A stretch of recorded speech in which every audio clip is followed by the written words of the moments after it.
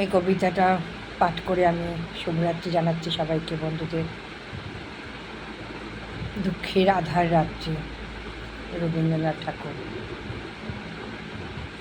দুঃখের আধার রাত্রি বারে বারে এসেছে আমার দ্বারে।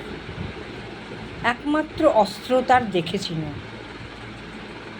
কষ্টের বিকৃত ভান, ত্রাসের বিকট ভঙ্গির যত, অন্ধকারে ছলনার ভূমিকা তাহার। যতবার ভয়ের মুখোশ তার করেছে বিশ্বাস, ততবার হয়েছে অনর্থ পরাজয়। এই হারজিত খেলা, জীবনের মিথ্যাই কুহক,